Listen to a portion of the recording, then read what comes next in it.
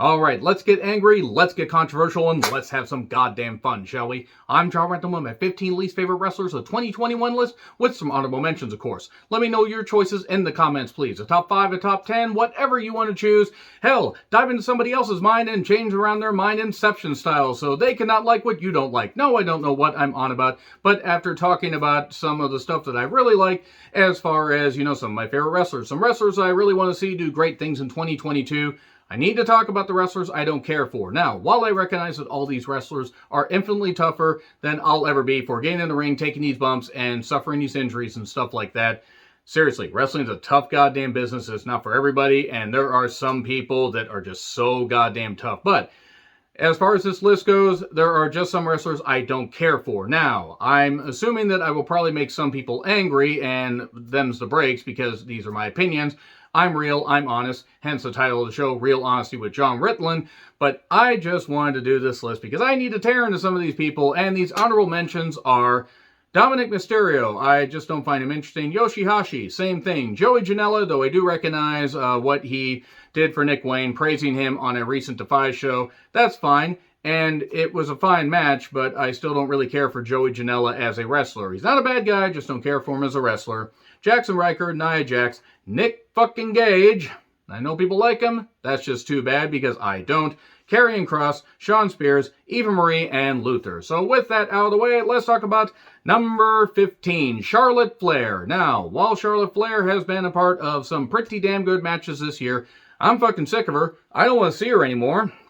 And goddammit, I'm just tired of fucking seeing her. And I've said that. I will continue to say it while recognizing that she is incredibly talented. But that means it's just too goddamn much. It's gotten to the point where I just want to hit the mute button. I want to turn the television off. And that would have been a damn shame because her versus Rhea Ripley at Money in the Bank and a few other matches have been really goddamn good. But I'm sick of seeing her character. Anyway, we go to number 14, Carmella. I don't know who thought Carmella should be a professional wrestler, and whoever that is should probably be slapped or tested for drugs and cognitive abilities. So, i.e. Vince McMahon. Vince McMahon should be tested as far as cognitive abilities because I don't think he's had them for the last 10 years. I'm not sure he could spell cognitive if he was spotted the first and last letter, and a few others. Carmella is just not interesting. The match shit is, well, shit and bullshit. And she's not very good. She has to be carried by a whole lot of people. Credit to her for surviving longer than the people she debuted with, Enzo and Cass, because she's clearly much more professional, but she's not very good in the ring, and that's why she's here. Number 13, the great sack of shit O-Khan. The not-so-great O-Khan, whatever you want to call him. I know that I'm probably coming across like a bit of a dick here, and I kind of am. Don't worry, I'll get even worse. But Great O-Khan, I hate the gimmick. I absolutely hate it. It doesn't interest me. There are people that like it. That's great. I don't mind New Japan trying to do things outside the box. The guy can work. He can. But the gimmick's ridiculous. He looks like a genie that got released out of the bottle in a discount like DreamWorks movie. Like something that was released in Europe and was just like, an immediate cash grab. Kind of like the Europe version of Asylum. Like, hey, this worked. Let's do our own cable access version. And let's just create our own Aladdin genie with blackjack and hookers and a weird cloth over his face. And wah, wah, wah. Why the fuck he does that, I don't know. So I did have Great O-Khan higher up on this list when I initially did it, but after the G1 and after Zack Sabre Jr. got a really good match out of him, and after realizing he's not bad in the ring, it's just the gimmick, I still have to put him on here because I groan every time I see him, and I don't want to see him anymore, but it is what it is. So now we get to number 12, Evil. Evil, as far as a worker, belongs nowhere near this list because he's good in the ring and he has a good look. But the problem is he decided to bring his 50-year-old dick that continuously and repeatedly inserts himself from behind, dick choking all around, dicky chokey, if you will. And Evil's just gotten boring. It's gotten to the point where anytime I hear his music hit, I'm like, cool, I don't want to see this. I don't want to see him at all. I don't want to see this match. I'm bored. He bores me. Congratulations, New Japan.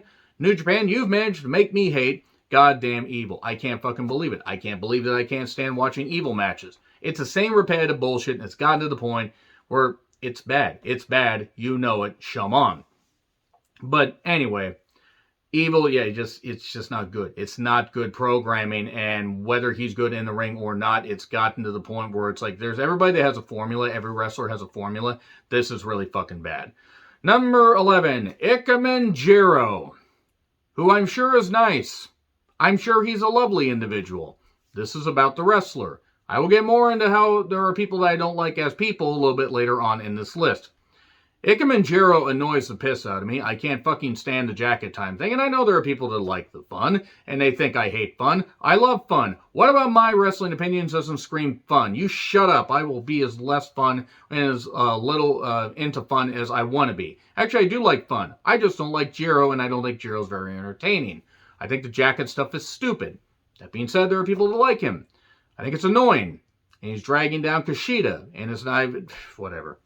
Ichimanjiro just annoys me. It annoys me to no end. Anytime I see him, I'm like, no, I don't, no. Get this off my television. But whatever. He entertains some people. He doesn't entertain me. And I find him infuriatingly annoying. Speaking of infuriatingly annoying, number 10, Cody Rhodes. I'm going to slot Brandy in here too, his nepotism project.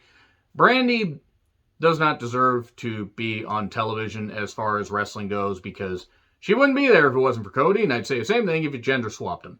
And it was Brandy who was the star. And God forbid if Brandy was the star over Cody, we would be fucked. Cody Rhodes, as far as a wrestler, is fine. He is just not nearly as good as his dad, even on his dad's worst day. And Dustin is a better worker than him. Now, Cody has ability, and him and Dustin created some great magic at Double or Nothing 2019.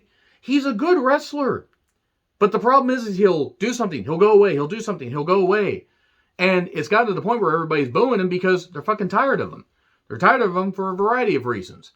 I'm tired of him because he basically did the promo with Anthony Monster or Go-Go, and boy, I hope a Go-Go's going to be all right. And he will go back to AEW, and we can see what's up and see him continue his wrestling career. But if not, at least let him be a commentator because he's really good at that. Nope. It was his promo where he was talking about, he might as well have just said January 6th wasn't all that bad. And if you know, you know. That fucking promo was laborious, repetitive, and it was ridiculous. And yeah, I'm going to let personal feelings get in here because Cody's kind of a dick, and he kind of let you know that he bleeds red in more ways than one if you'll see what I did there. Cody just isn't as good as he thinks he is. That's my take. You can say I don't get that, I'm using too many personal feelings as far as Cody hate, but even before that promo, I was getting annoyed with him because it was the same shit. And it's just now where it's like, if I don't see Cody on television again, I would actually be happy with that because he annoys me to no end. And I know we're going to get a bunch of bullshit and shenanigans when he thinks they're good ideas and they aren't. And his promos aren't all that good. And it's gotten to where he's living off of his dad's last name rather than trying to create his own identity because his own identity isn't fucking interesting because he's not fucking interesting. Now, number 9, the Good Brothers, home of the Good Brothers. Maybe we take your order. Gallows and Anderson. Carl, I was in the G1 Climax 2012 finals. Anderson, he's still holding on to that. It's the last good thing that he really did as a singles wrestler. Gallows they aren't a good team. They aren't good. They aren't interesting. I guess they're talented. They're in Impact. They're tag team champions in Impact, and all due respect to some of the good people in Impact, but there's a reason why you're in Impact, especially with the state of the company right now. There are some that are really just trying to make good money and get it on a bigger platform. And then there's people like the Good Brothers, home of the Good Brothers. Maybe we take your order. Whenever they were on AEW programming, I'm like, wow, they can't do the interference spots correct. Moxley basically carried Carl Anderson to a goddamn, great, U.S. title defense just before Jon Moxley, and best wishes to Jon Moxley, by the way, in his alcohol treatment recovery. But yeah, Anderson, has anybody missed the Good Brothers, home of the Good Brothers? Maybe we take your order on television, at least on AEW programming. I haven't. The whole, Elite Club, too sweet, that's all I got to say about that. You will notice an absence of Omega and the Bucks on here, spoiler, because, why? Why? Why not rip on people that really deserve to be ripped on? I've ripped on the Bucks and Omega, and I praised them plenty when they deserve it. But the Good Brothers are not good. They're basically the average brothers, and even then, that's kind of stretching it. So, number 8, Baron Corbin. I was going to rank Cody Rhodes above Baron Corbin, but then I realized Baron Corbin wears worse shirts. And also, I don't know, Corbin just annoys me a little bit more, though Corbin is smooth, crisp in the ring, and safe, and can work, and is capable of putting on good matches. He's just not an interesting character. This Happy Corbin thing was stupid, or is stupid. The whole down on his luck Corbin thing was stupid. I pretty much hate everything, that involves Baron Corbin unless it's between the ropes. And even then, I'm tuning out because I don't find him to be interesting. So that's why he's on here. Also, Madcap Moss. It's a stupid fucking gimmick. Hey, let's get to number 7, Matt Hardy. Matt Hardy tweeted earlier this year that if people don't think that Kenny Omega is the best in the world, then they are, they are behind the times and everything. This is coming from Matt Hardy, somebody that has basically been trying to prove that he can still do it since 2011. He is clean, and he is in a better place. Him and Rebby can honestly field a goddamn baseball team pretty soon with their goddamn family. And Matt is, has years in wrestling. I will not knock Matt Hardy for his efforts and everything, but Matt should be a manager. And he's not even that good of a talker now at this point. The whole big money Matt thing, the whole respect thing, you will say my name with reverence.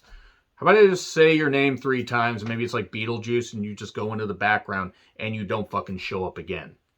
Like, I don't find Matt interesting. And I know there's some people that like Matt, and that's fine. You can like Matt all you want.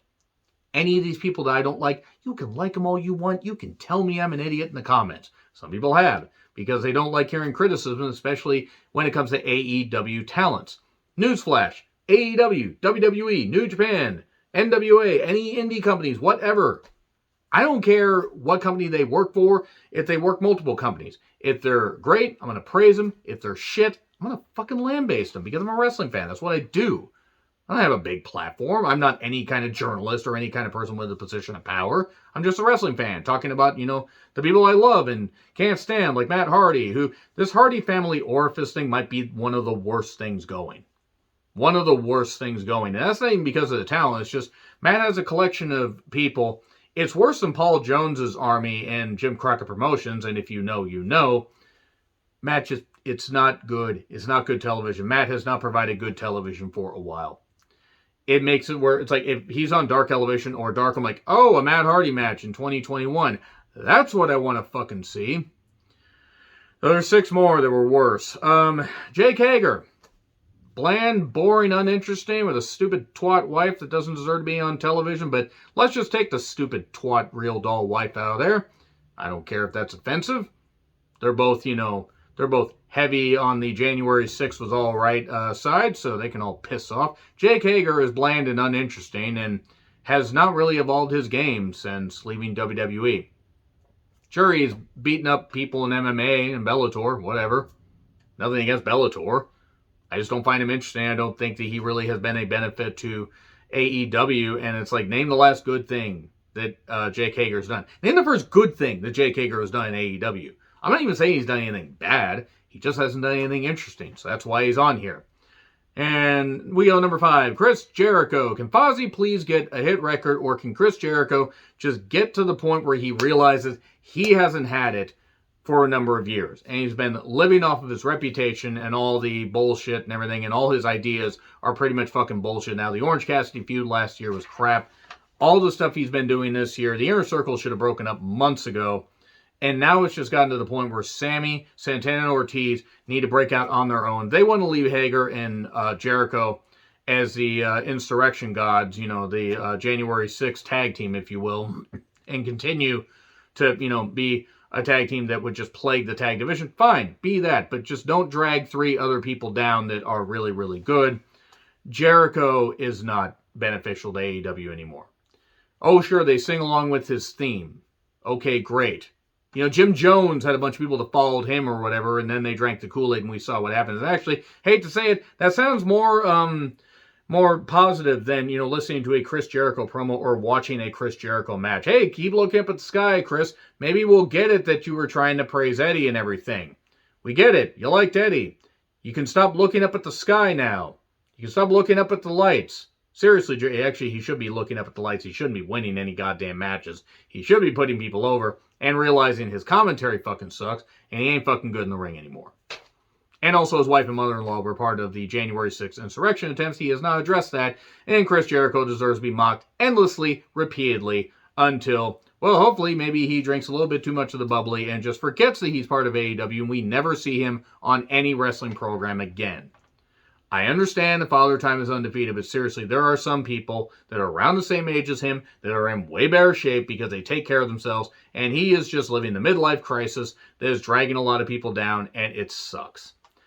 Speaking of what sucks, I'm putting 3 here. Marco Stunt, Michael Nakazawa, and Brandon Cutler. Cutler is fine in the ring, but he's annoying with the cold spray and all that stuff. And Michael Nakazawa is a freaking just... he's a boil. He's just an absolute boil. It needs to be freaking lanced and taken off of television and everything. Marco Stunt, who has not been on AEW programming for a bit, hopefully never will be again. Because Stunt has... none of these guys are good as far as like any match, as far as being in the ring. None of them are. Stunt's fucking embarrassing. Nakazawa's fucking embarrassing. Cutler, who's a fine athlete, isn't interesting at all. That's all I got to really say about those. Number 3, Chase Owens.